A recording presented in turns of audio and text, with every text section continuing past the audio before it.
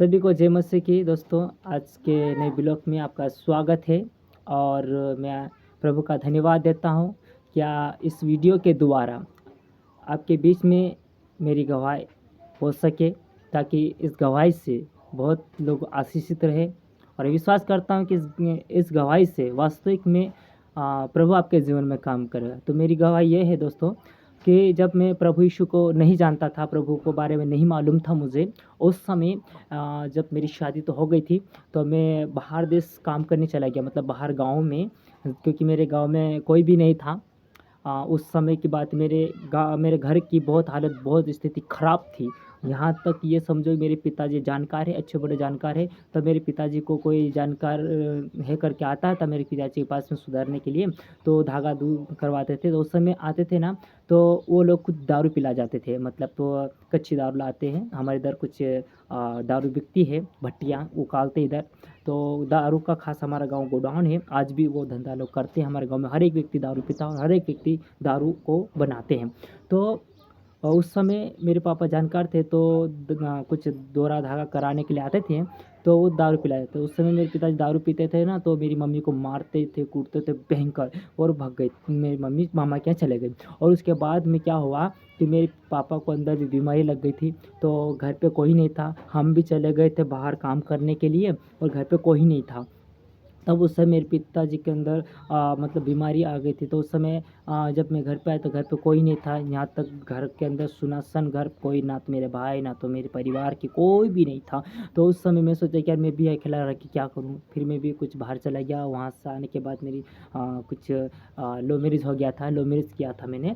तो उसके बाद में मैं बाहर काम करने के लिए चला गया, और बाहर काम करने के जाने के बाद में मतलब ये समझ गया, तो अब मेरी पत्नी के शरीर में मतलब दुष्ट आत्माएँ आती थी। तो वो दुष्ट आत्मा आती थी ना, तो हर अमावस या पूनम को अंदर शरीर में आ जाती थी। तो वो बहुत भयानक ऐसी हरकतें करने लग जाती थी, क्योंकि मैं पास में जाता भी नहीं था, क्योंकि पास में जाता हूँ तो वो नोचने जैसा काम करती थी, ऐसे करती थी ऐसे। तो मैं अमावस और पूनम मेरे लिए बहुत कठिन का दिन है, उसको कैसे मैं उस दिन को पार करूँ या रात कैसे निकालूँगा, ऐसे मेरे अंदर प्रश्न चालू हो जाते थे। क्योंकि वो अंदर बीमारी बहुत खतरनाक थी और कुछ भूत वगैरह आते थे। तो अब कुछ ऐसा एक दिन ऐसा समय हुआ कि मेरी पत्नी के अंदर एक प्रेग्नेंट हुई और बच्चा था पेट में। तो मेरे अंदर खुशी थी कि यार आज मेरी पत्नी प्रेग्नेंट है और एक बच्चे, एक पिता का बाप बनने वाला हूँ। खुशी भी थी। तब क्या हुआ कि जो दुष्ट आत्माएँ आती थी, तो वो आती थी, और उसके बाद कुछ समय के बाद में अंदर पेट में से मरा बच्चा बाहर हो गया, 4 महीने का। फिर वो उस समय भी, क्योंकि ना तो परिवार के साथ में थे, ना ससुराल वाले साथ में थे, क्योंकि लव मैरिज हुआ था तो ससुराल वाले साथ नहीं दिए थे। और इधर मेरे माता-पिता का कोई ठिकाना नहीं था, क्योंकि मेरी माँ मामा की चली गई थी, उनका भी कोई लापता।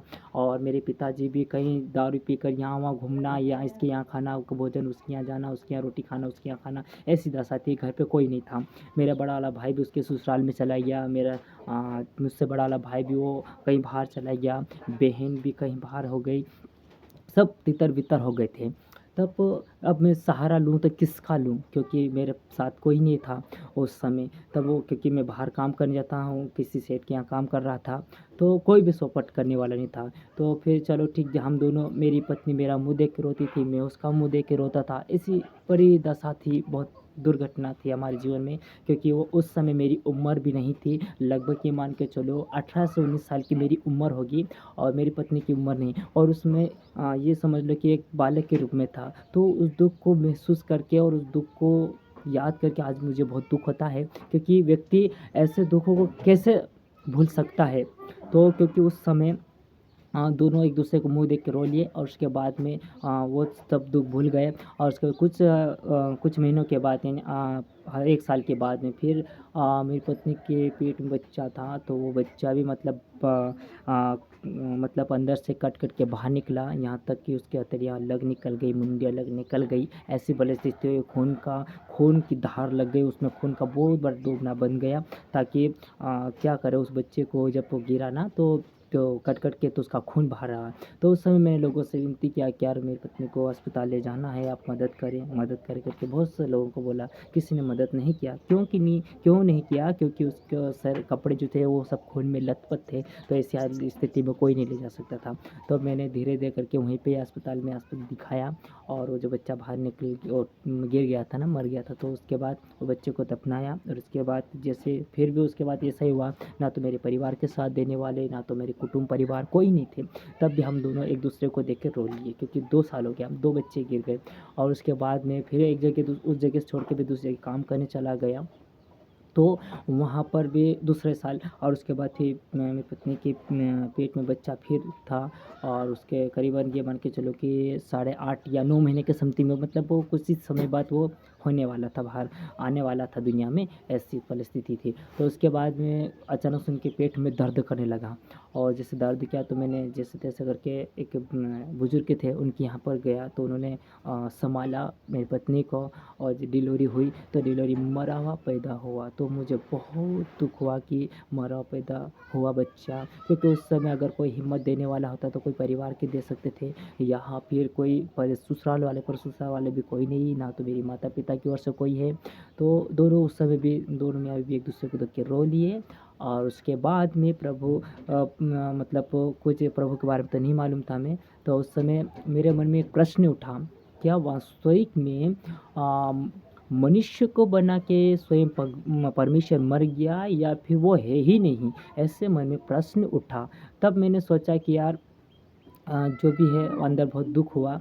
अब तो पता नहीं क्या होगा मेरे साथ, क्योंकि परिवार से भी कोई सपोर्ट करने वाला नहीं, ससुराल वाले भी कोई सपोर्ट करने वाले नहीं। अब क्या करें?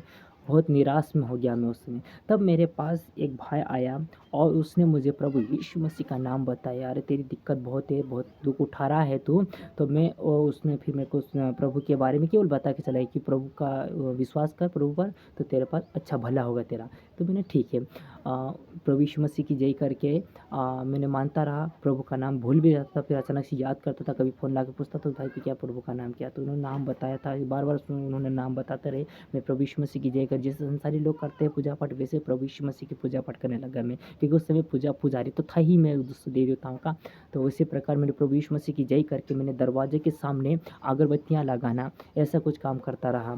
फिर कुछ दिनों के बाद वहाँ से फिर मैं घर आ गया। अब भले अब दोनों में अभी थे हम, तो घर पे आने के बाद घर पे रहने लगे। तो उस समय मेरे पापा भी अकेले थे, तो मेरे पापा के अंदर फिर कुछ बीमारी लग गई थी, पेट फूकने वाली बीमारी। तो उस समय प्रभु का नाम मालूम था। फिर हमारे गाँव में एक विश्वासी था, जिसका नाम कमल है, और वो कमल भी आज पास्टर के रूप में है। तो उस समय विश्वासी ही थे वो। उन्होंने फिर आकर मुझे प्रभु का सुसमाचार सुनाया कि यार तू अगर विश्वास करेगा तो मैं प्रभु के नाम से प्रार्थना करता हूँ। तो मैंने ठीक है, अगर कौन सा भगवान होगा मुझे नहीं पता था। तो उस समय जो भैया बताते ना, वो भूल गया था मैं, उस समय की बात है। तो फिर उन्होंने आकर मुझे फिर बताया कि यार प्रभु यीशु मसीह है, यदि तू विश्वास करता है तो आपके जीवन में प्रभु काम करेगा। तो मैंने कहा इसका नाम तो मैंने किसी एक व्यक्ति के मुँह से सुना था। तो ठीक है, उन्होंने केवल नाम बताया था। फिर उन्होंने आकर हमारे लिए प्रार्थना किया, प्रभु के नाम से मेरे पापा के लिए प्रार्थना किया, मेरे लिए प्रार्थना किया। और कुछ मन में अच्छा अनुभव हुआ कि यार प्रभु है, ऐसा कुछ उम्मीद जगी। और उसके बाद प्रभु की दया से मेरे पापा को कुछ फ़र्क फ़ायदा होने लगा। फिर उन्होंने फिर जाकर चर्च में जाकर प्रार्थना दुआ करवाया, और उस समय उनके अंदर जो पेट फूकता था, ऐसी कुछ बीमारी, मतलब कुछ तंत्र मंत्र से कुछ खिलाया गया था, तो उल्टियों में बाहर निकला। वहाँ पर प्रार्थना किया, उस समय बाहर निकला, और जैसे वो अंदर से कुछ निकला, तो मुझे नहीं पता तो क्या था, लेकिन जैसे मैंने देखा कि नहीं वास्तविक में कुछ है। तो वो जब उल्टी होने के बाद मेरे पापा के पेट एकदम फूकना कम हो गया, बंद हो गया, और उसके बाद वो अच्छे भले चंगे हो गए, और बहुत अच्छा। तो मुझे वो चमत्कार देख के और विश्वास जागृत हुआ। फिर मैंने प्रार्थना किया बच्चे के लिए, बच्चे की आशीष के लिए कि प्रभु मुझे बच्चा चाहिए, क्योंकि 3 बच्चे मेरे खराब हो गए, रद्द हो गए। तो उस समय भी कोई साथ देने वाला तो नहीं था, लेकिन केवल एक साथ देने वाला था, वही प्रभु यीशु मसीह। तो मैंने विश्वास किया, और विश्वास करने के बाद कुछ बाहर फिर चले गया काम करने के लिए। तो वहाँ पर काम कर रहे थे, तो वहाँ पर कुछ ऐसा हुआ कि वो जो बच्चा फिर से मतलब गर्भधारण हुआ था, मेरी पत्नी का फिर से गर्भवती हुई।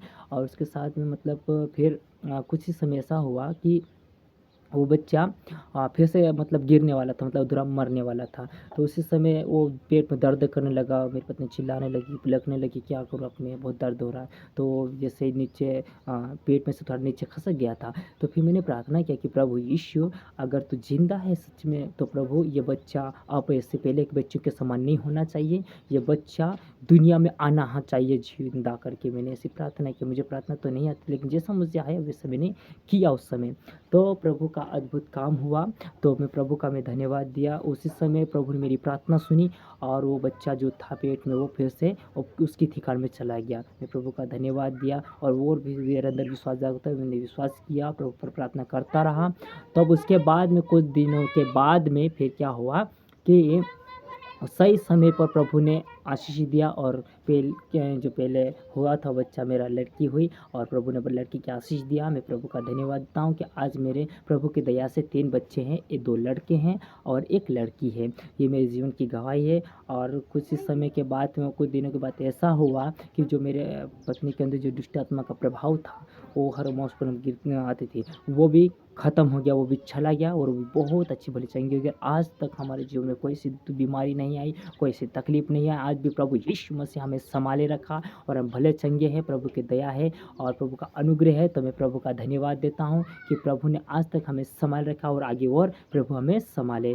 तो मैं प्रभु का धन्यवाद देता हूँ कि ये जो पवित्र शास्त्र में जो कुछ लिखा है, वो मुझे पढ़ना नहीं आता था, क्योंकि मैं उस समय अनपढ़ था। मैं जीवन में कभी स्कूल नहीं गया, जीवन में कभी भविष्य में स्कूल की दही नहीं चढ़ा, क्योंकि मुझे कुछ नहीं आता था उस समय। तब मैं कोई साइन कराता था तो अंगूठा लगाता था उसे, क्योंकि मुझे कुछ भी नहीं आता था। तो छोटे बच्चे के समान मुझे आता नहीं था। तो मैंने एक बार कोशिश किया कि प्रभु, क्या मैं पढ़ सकता हूँ? मैंने प्रार्थना किया तो मुझे कुछ दर्शन में दिखाया था बाइबल। तो मैंने सोचा कि ठीक है, मुझे प्रभु मुझे इशारा दे रहा है, बाइबल दिखा, इसका मतलब मैं पढ़ सकता हूँ। तो मैंने कोशिश किया और अनाराम की पट्टी पाड़ा लेकर आया और प्रभु से प्रार्थना करता रहा। तो मोबाइल के द्वारा, कुछ पहले एक जियो मोबाइल निकाला था, उस समय की बात है। तो जियो मोबाइल से मैंने कुछ एक भाई को रिकॉर्ड कर लिया, जो बोलता था वो रिकॉर्ड करके फिर मेरे कान में लगाता रहा।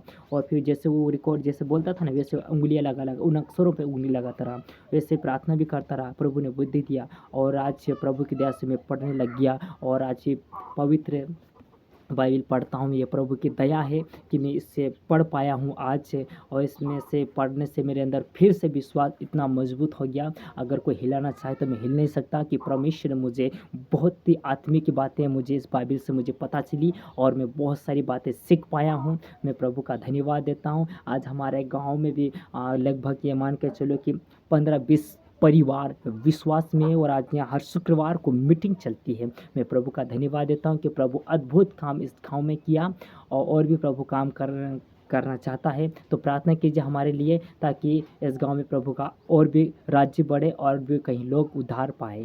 तो मैं प्रभु का धन्यवाद देता हूँ। ये मेरी गवाही थी। सबको जय मसीह की, और अगले वीडियो में मिलेंगे। इस वीडियो से प्रभु आपको बहुत आशीष दे। प्रभु का धन्यवाद हो। इस वीडियो में आखिर तक बने रहने के लिए आपका सबका धन्यवाद हो। सबको जय मसीह की।